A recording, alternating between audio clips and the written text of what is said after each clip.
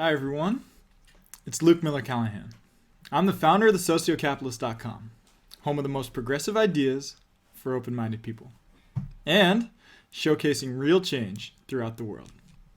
Today I'm here with the man who started the master's program that I am currently enrolled in, Dr. Karl-Henrik Robert, a former cancer scientist and now one of the most prominent faces in the sustainability movement. Karl-Henrik talks with me today about the story behind the natural step and what his experience has been like consulting different companies to implement sustainability. Let's jump into the interview. Hi everyone, I'm sitting here with Dr. Karl-Henrik Robert, and I am excited to talk to him today about sustainability. First of all, thanks for doing this interview with me today. It's my pleasure. Yeah. Now you were just accepted as an Ashoka Fellow. How does it feel to be accepted into this league of other social entrepreneurs? Well, it's fantastic actually, because the whole journey that I began 20 plus years ago is about helping others to get at sustainability in a more comprehensive, systematic, cohesive way. It's about helping businesses and municipalities and policymakers to do it much better. And suddenly an organization knocks on your door and asks if they can help you helping better. And it almost brings tears to your eyes that somebody suddenly just asks you if they could help you. Yeah. And it's just fantastic.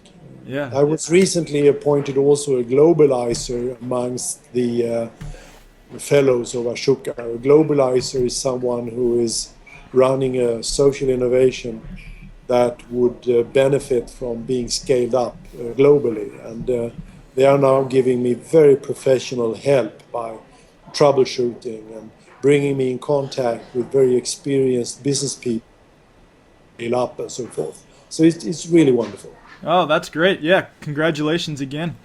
Thank Okay, you. so now you are the founder of the Natural Step. Can you just take me on a journey of how you started out as a cancer scientist and then you started down this path of sustainability and never looked back? Just take me along. Yeah. Well, I did a number of observations as a clinician and a cancer scientist 25 years ago or so. One is how wonderful people are when they are supporting their dear ones into the future, when children and other relatives are suffering from cancer. There's no limit to how much people are prepared to sacrifice when it is about supporting their dear ones. And society at large, I must say, is wonderful as well, using tax money to really be helpful and merging all kinds of professors and professionals into joint ventures to cure cancer. At the same time as that same species behaving like that, humans are destroying their own habitats. And I just couldn't make those two images merge together into one. It was very difficult to understand how people who behave thus wonderfully could at the same time destroy their own habitat, destroying ecosystems, destroying the social system. Another observation was that the scientific community was doing relatively little to be of help. The scientific community was engaged in exploring detail and going more and more into detail, but the big picture of sustainability, how to define it, and how to use such a definition to really be helpful to decision makers in business, was more or less left to itself.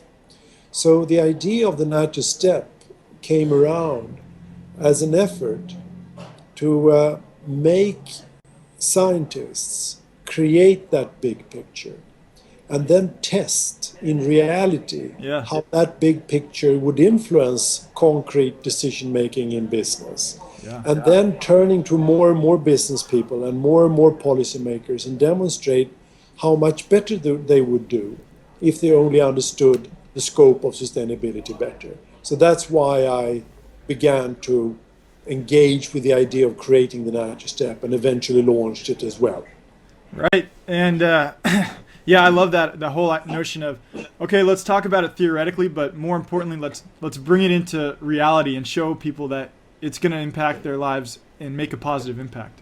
Exactly, because no matter how beautifully you speak or how beautiful speeches you deliver, that won't change much. But if you can create a framework by which people can find their own solutions and then coach them to really do much better, then you can point at all those success stories to others. And when others do it, that is much more convincing Oh yeah. than hearing that you should do it. Right. Yeah. The whole idea of social proof too is that you see other people doing it and you see the positive benefits they're having, and then it just builds and builds like a snowball. That's precisely right. Yeah. Okay. Cool. So you had this idea. You're like, okay, well, there are some significant problems in the world, and we need to make real change. How did it come about to say I'm going to start consulting with real companies, or what was the first step? Who were your first companies, and how'd you build it up? The story was that I was engaging with thoughts about this. I was thinking about sustainability, and I began to believe that it probably could be defined. I didn't know how to define sustainability, but I thought it could be defined, that big picture of sustainability. And that would also make it possible for any topic, any organization, any project leader to put his or her endeavor in that context. And then ask him or herself, how could I be part of the solution in that big system, the whole world, rather than part of the problem? Once I thought that it would be possible, I decided to try to create a consensus process to make that definition come true. So I sat down by a computer, 1988. Is the computer this big? Yeah, and I wrote a beautiful consensus document with myself. I had complete consensus, that's the truth. And then I sent it out to more professors and scientists and asked them to scrutinize my description of the big picture and how to define sustainability in it. And it was good enough for them to be challenged, so they all responded back. And 21 versions later, we actually had a consensus on the big picture, and that was the first consensus report. And the way I convinced them to take part in this endeavor, because I couldn't pay them anything, was that if we score, I believe that this will be so hot that scientists eventually came together and brought about a big picture in consensus, that it might be possible to sponsor a mailing to every Swedish household and every school about what we arrived at. And that's how I made them participate. Then I turned to entertainers and asked them if they would like to celebrate this in Swedish TV, this big mailing to all Swedish households. Yeah. And they said yes. Then I went to Swedish TV and said me and all those scientists and all those entertainers would like to do this. Could you give us a broadcast time? And they said yes. And then I went to the Swedish government, Department for Education, and asked them if they would like to send it to all Swedish schools as well. And they said yes. And then I went to the Swedish king and said me and the government and all those scientists and Swedish TV and so forth, would your majesty like to be the patron of this and support it? And he said yes. And then I went to the sponsors and said me and the king and the government are running a little project here.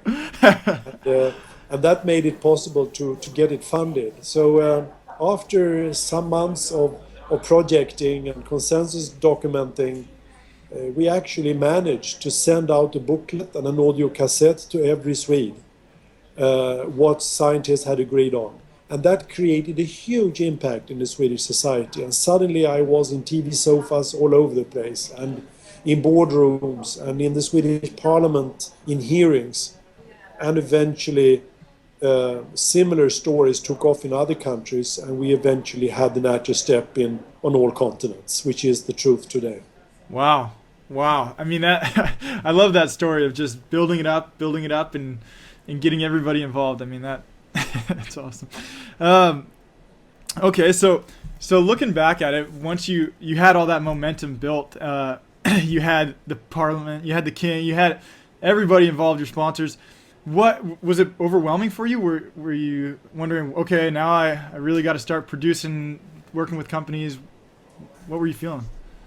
It was overwhelming, it was shocking, and eventually I also worked so hard that it was obvious to me that I could not go on as a clinician anymore, because I was leading a cancer ward and I was working so hard with my hobby that I couldn't take responsibility for the patients anymore. And so I said goodbye to the clinic, which was very painful. Yeah. And when my last PhD student had defended his doctoral dissertation, I said goodbye also to Karolinska Institute, the university medical school where I took my studies and where I did my PhD. So eventually I was on my own with a natural step. It was my baby and I had to take care of it. And this was a very insecure future. It was a bold thing to do. But now in retrospect, I realized that it was the only thing I could do, because I had to pursue once I had begun to engage with those ideas. Right. Okay. Yeah, I mean, I love this story of how the whole organization is built, and especially to where it is now, because now it's on how many different continents? We are on all continents. On all continents, and how many different countries? In 11 countries, and many more are now knocking on the door. So I think we have at least 5 more countries wanting to start natural steps now. So we don't have the capacity to start them all at the same time. So from having had to convince people to pay attention, we now have a true capacity problem, though we are well over 70 employees doing this full time. Yeah, well, it's a great problem to have, to be it's forced a nice to grow. Problem.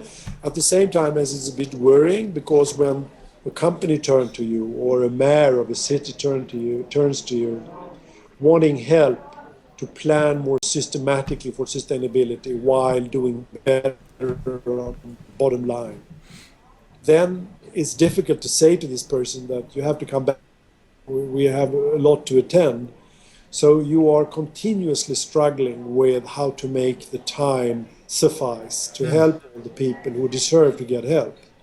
So right now, Ashoka, the organization we began this conversation about, is trying to help me scale up to the global level, so that anyone in the world who would need a framework for systematic approach towards sustainability would only need to reach out, and there it is, at the closest by business school or on the web or provided by Bill Gates or whatever. And that is right now what we are trying to do, so that being aware of the existence of the framework or getting access to it would never be a problem. Right. Now tell me about what you're doing.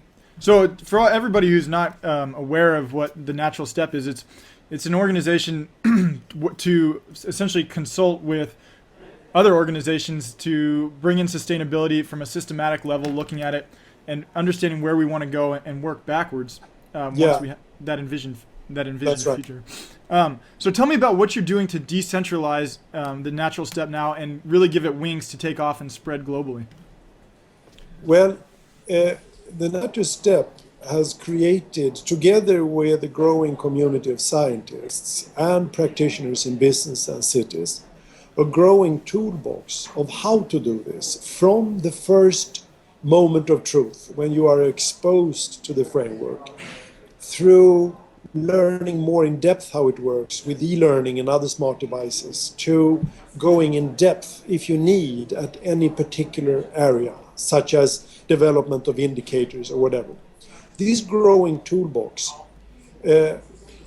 is now put at service of those who would like to use those tools. And we want this to be an open source, so that we help anybody who would need it to get access to those things. Right.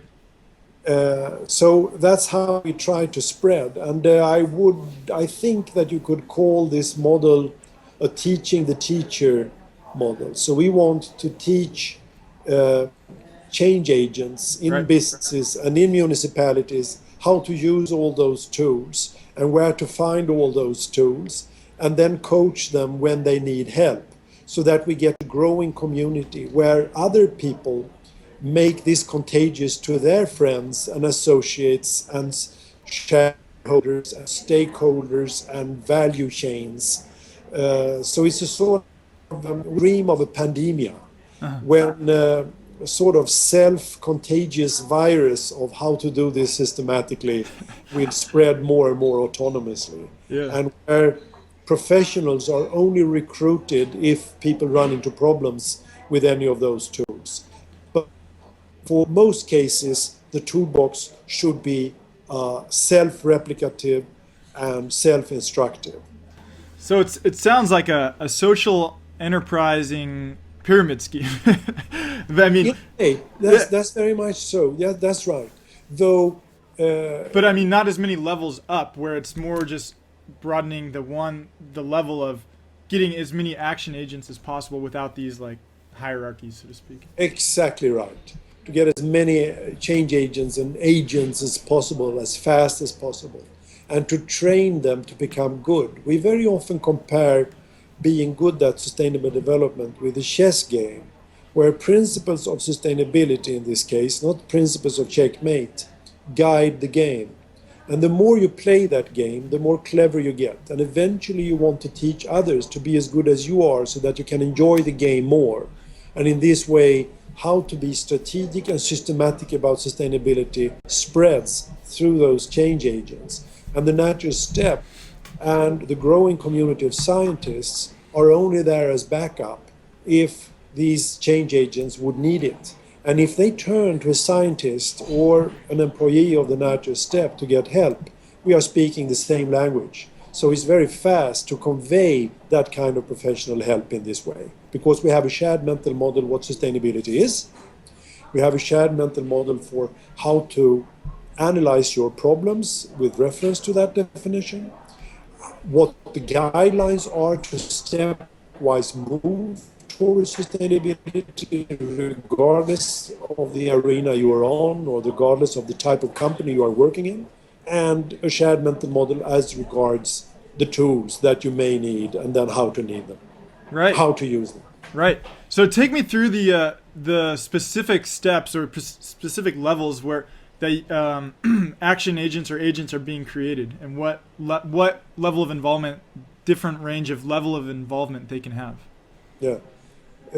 Maybe the most common story about engagement is that a change agent, be it head of sustainability at the big company like Nike or IKEA or Interface or Starbucks or whatever, recently Philips, turns to us and says that we are doing quite well when it comes to sustainable development, but top management really don't know what it means. They really don't have a robust definition of it.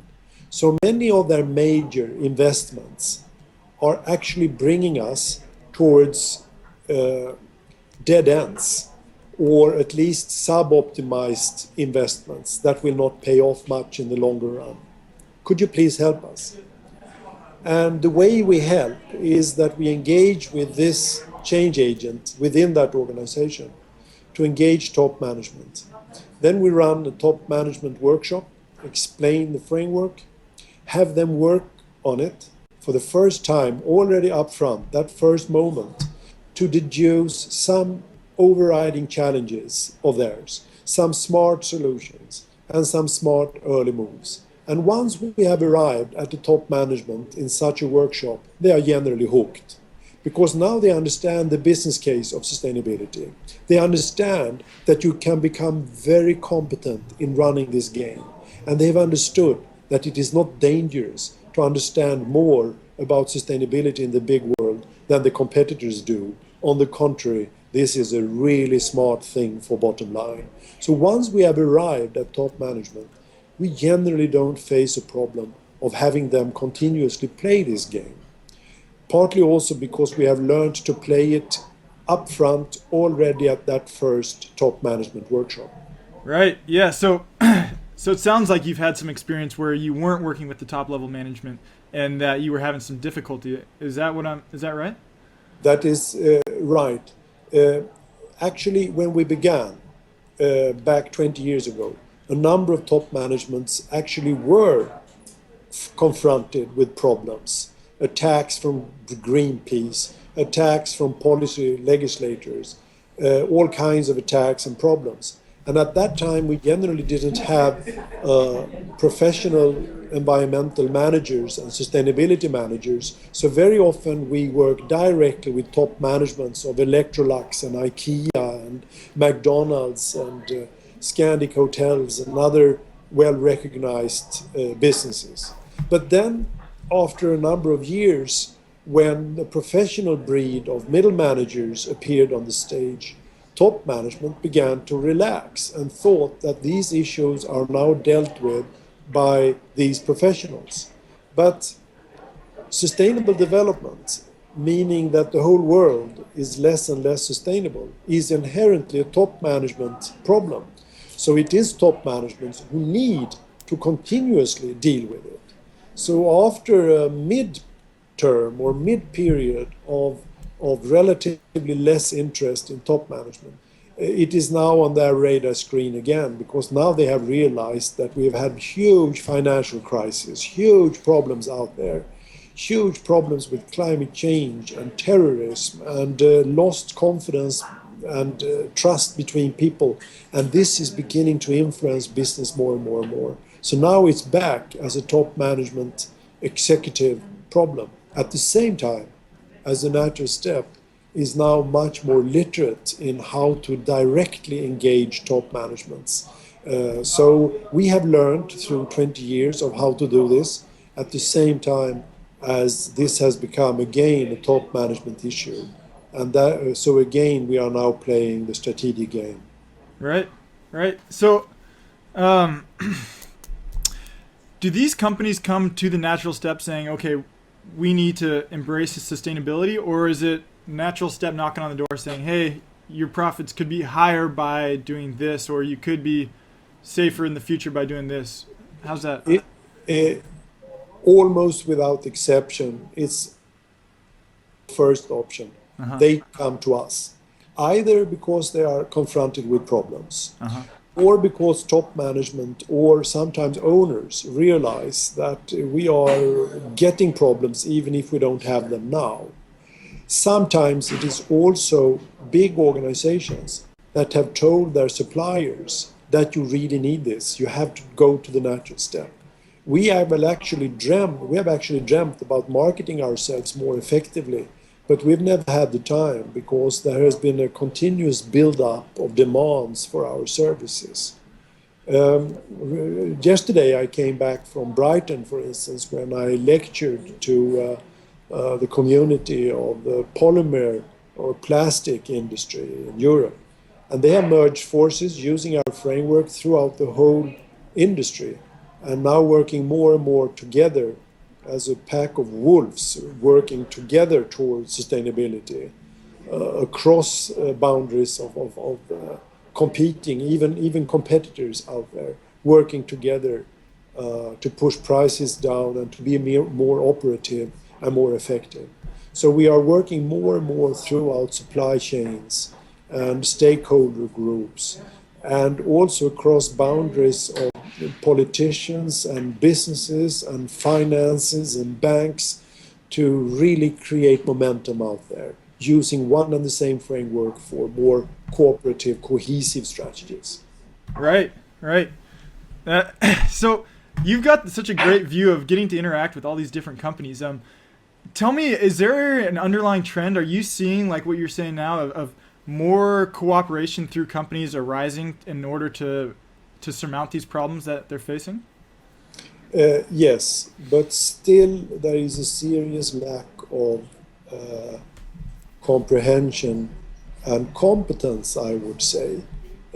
Companies realize the need to reach out, the need for a more extended enterprise with more stakeholder dialogues, but they very often lack a framework by which such cooperation can be operationalized and by which that kind of understanding can actually be put into real business. Because it is not until you first of all can define sustainability and then put your own organization in that context and then understand the business case of that. It's not until then it really becomes a strategic issue. Yeah.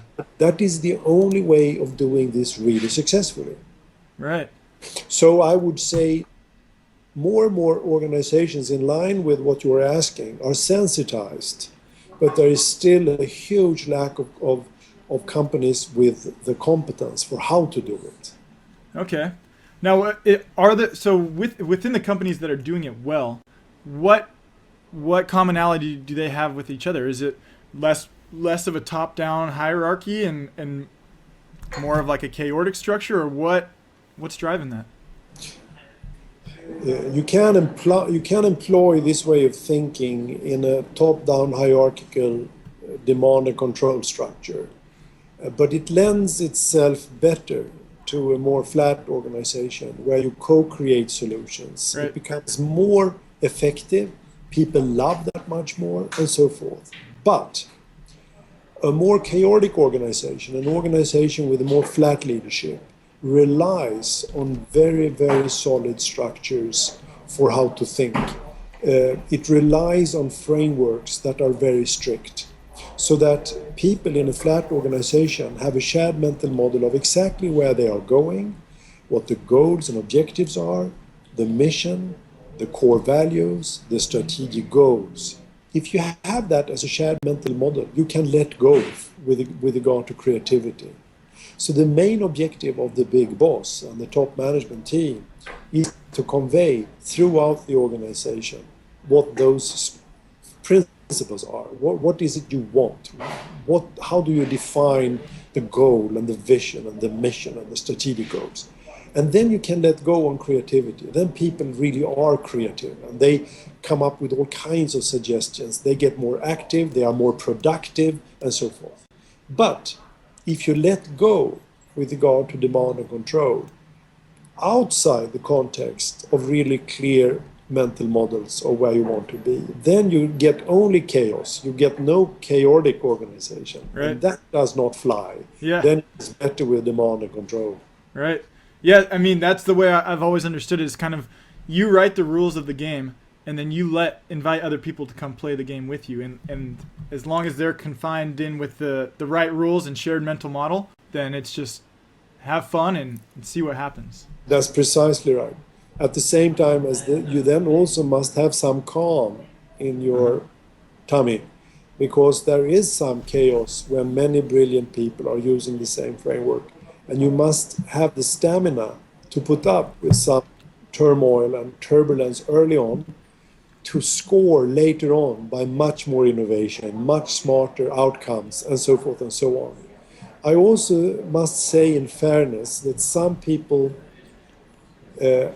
find it a bit distressful to be an organization when you are not told what to do and then report back to your boss. Some people find it distressful to have too much freedom in that context. They may dream more about golf and holidays than about their works, and they therefore would like to learn exactly what you expect from me, tell me what to do, and I will do it. And then they can go back to the golf course again. But those people who really are engaged in their job, who really dream about performing more, then a more flat, chaotic organization is like a dream place to be in, because then you can really allow your own creativity to fly. And one more thing, you can allow group creativity to fly, which is even more wonderful. To sit in a group and co-create solutions that no one person can solve, only in cooperation. That is community building. That is really wonderful experience. Yeah, true synergy in that sense. I mean, so how do you weed out or encourage the positive actions of a community that you want to happen, and discourage the people who are just there to punch in the time card and then take off and go play golf? I think it takes care of itself in a sort of organic growth. Because if the big boss and the top management team are very clear about the mental structures and the expectations with regard to the big principles, then that creates a community of really hot wolves running in that direction and helping each other to get there. and the others who are not hanging on to that pace, they find it quite distressful and eventually leave the organization, or sometimes get surprised by how engaged they also get, and they begin working harder together with their colleagues to score on dignified goals and visit the golf court a little bit less. Yeah. Okay, so you've had companies knocking on your door saying, "Hey, I need help. We need to become more sustainable." Have there ever been any that are saying, "Hey, what's this flatline leadership all about? Can you help us evolve more dynamically in this changing market?" And I don't think I've ever experienced that they put it that way, because most organizations do not like to see themselves as a demand and control hierarchical top-down organizations, though many are, but that's not how they come across in their own eyes. But I have seen many organizations that are changing in that direction because they understand sustainability better, because they understand the need to engage more, first in workshops in-house, where you co-create solutions, and then extending that across boundaries in value chains and so forth. And eventually the organization turn more and more into a flat structure because they like it better and they realize how much more creativity that brings about. Right. So it's really happening naturally, huh? More like a kind of organic growth. Yeah. That's right. Yeah. So this decision with the natural step, I mean, how did it occur with you? What was it that, like, light bulb in your head that says, I need to give this thing wings, and to give people involved as involved as possible? I think that I did it by having a very long-term goal. The long-term goal would be that people at large, as a sort of mainstream, actually know what they were talking about when they said sustainability. They would know how to define it. They would know how to create the business case out of that and understand how ridiculous it would be to put your own dreams and business dreams outside a framework of what can be. Because if you really love your vision, why put it outside the constraints of sustainability? And then knowing how to stepwise get there. That was my long-term goal. Accordingly, I authored that first booklet and the audio cassette with that kind of contents. And it stirred up a huge turmoil of interests. And suddenly people turned up and wanted to take on this or that challenge, doing this or that. And I just played along. In Sweden we have a saying which sounds ridiculous, but anyhow, I will translate it. You should be prepared to catch a fried chicken flying by. It means that if a bird which is ready prepared keeps flying by, why not just stick out your hand and eat it? In my mind, this is all about having the long-term goals very clear for you, and then open the possibility for that to happen. And then it will unfold. The right people will turn up, the right opportunities will turn up. But if you have a long-term goal, and then you are over-structuring your business plan to get there with sub-goals, very rigorous sub-goals and all that kind of stuff, it may run in the face of running that path in a creative fashion. It's better to have the long-term goal really prepared for you, create the capacity for it, and then be prepared to catch all the fried chicken flying by. I love it. So what is, in doing this and letting this go, what has been the most difficult part of embracing the chaos within, the ordered chaos, and allowing people to run free with it?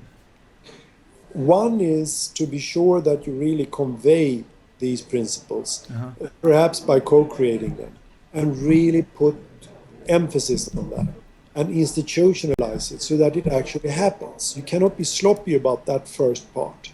You really must make it happen. Then, once the principles are out there and you can trust that the staff is aware of it, then you must institutionalize processes by which the staff actually regard it as part of their job to create concrete solutions and make business from that understanding. That must be institutionalized. You must have meeting places for that. You must have structures by which suggestions from staff are digested by top management and put back to them as a thank you. Now we have invested in it and it was your idea. That kind of stuff must be institutionalized.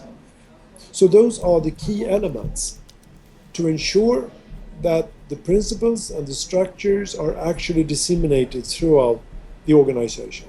And after that, to ensure that the organizational structure allows processes to run accordingly. Uh-huh. Yeah, so it really sounds like a really solid line of feedback, of really dynamic feedback, not just a one-way straight to the top level and then straight into the paper shredder, but really sincere. I want to know what you guys think, and then bringing it back and implementing action and showing it. Exactly right. And one element of that is, of course, that if top management is really ensuring that the rest of the staff gets it, they must get it themselves, which is very often forgotten. Because, again, the traditional business is that top management does not know how to define sustainability, nor how to define the business case of it. And therefore, they do not transmit it. They may like it from a philosophical point of view. So they are patting middle management on their shoulders to do it for them. And that will not fly. It is when the big decisions are made for sustainability reasons, and it is when the big boss is standing on stage on annual meetings talking in an insightful way about why sustainability is an inherent part of their business. Not that it is that, but why it is that, how that works, and what they are doing accordingly, that all the others realize, wow, this is really an integral part of our business. I had better pay attention. This agenda is run by top management. Yeah. There is even a book written about that by Jim Collins, Built to Last, which is a very famous book. Mm-hmm. He has studied organizations and the number ones on the global arena. And the number ones on different arenas were the ones that really paid attention to how to define what it was all about, the core values and so forth. So that really was a shared understanding in staff. And if you could phone up the receptionist of a company like that in the middle of the night and asking her, what's typical for your company? And she responded, or he responded, it's number 1, 2, 3, and 4. That's us. Then you probably had the world's leading company online, because that's how rare that is. Wow. Yeah, it is. And so, okay, here's a question for you. If in talking to these companies, talking to top level executives and bringing sustainability in, do you think there were ever cases where in the lower levels that they knew why sustainability mattered to the company, but they either hadn't voiced their opinion, or they had and it hadn't gotten heard by the top level? That is very, very common. I would say it's more common than the other way around. It's much more common, actually, that you have a number of middle managers and people lower down in the organization who are in distress when they find that top management is doing or launching huge investments that do not even have a theoretical chance of flying into the future, that will be flunk later on, or cause huge costs and so forth. And that is also the story of very often how the natural step get involved. It is very often middle management who are scared stiff when they see how big investments are either sub-optimized or guaranteed to lead into dead ends with huge costs later on. Wow. Yeah.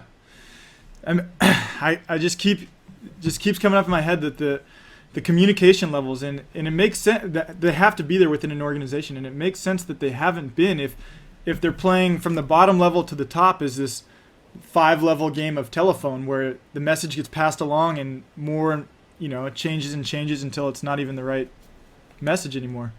Yeah. Yeah, that's huge. Okay, so within the natural step, who are you looking for to help grow? And what qualities do you like them to have? People to have business backgrounds with sustainability as well, or what's the balance there?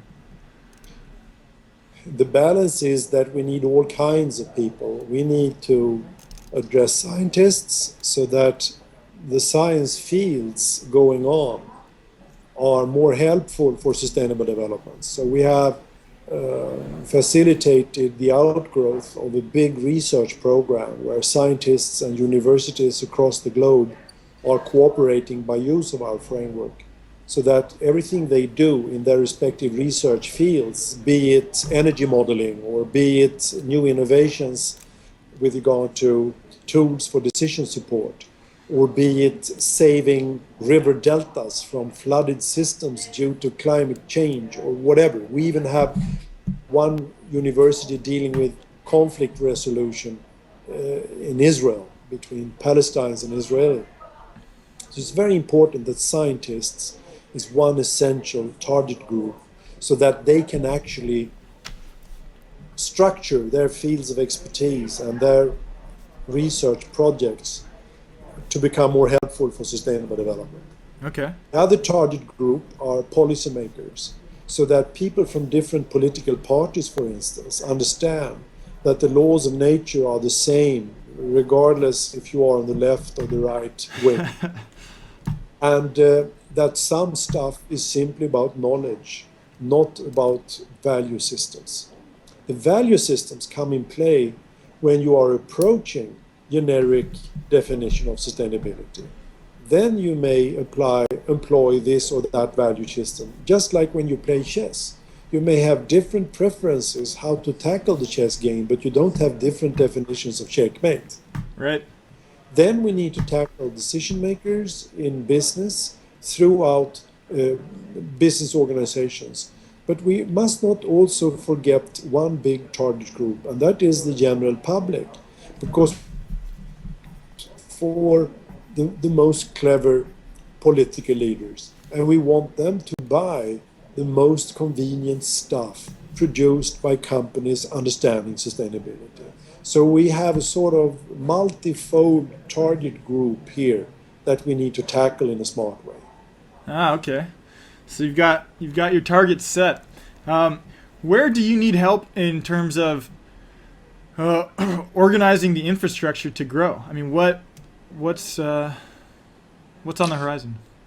The natural step is organized as a learning organization or a research organization facilitating systematic exploration of a framework for sustainability, and then testing it, refining it, testing it again, and refining it.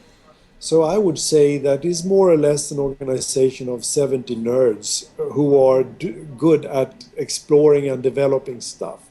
That is a completely different competence from knowing how to package such knowledge and spread it large scale to many, many people, and helping them get started with the game without necessarily understanding all the subtleties of the game, all the possible tools needed, but just get started. And once they've got started and they need some more sophisticated tools, then they can turn to people who can deliver it. How to organize an infrastructure for that type of dissemination of knowledge, package it, market it, communicate it, is another breed of experts. And that's what we are right now reaching out to get access to and get help from them for large-scale dissemination of the knowledge we have collected through the 20 years of exploration. Yeah, that's one thing that I've always seen is the sustainability movement has been lacking is good salesmanship. I mean, that's why the right wing and is oftentimes making progress, or not progress, but they're winning elections because they have good salesmanship. I mean, the content is horrible in my opinion, but the salesmanship is there. Whereas, the Green Party or sustainable movement, the environment, isn't selling itself and showing what needs to happen. To a certain extent, you are right, because actually, from the political point of view, the right wing has come across as relatively reluctant to sustainable development. However, that's quite obscure. Why?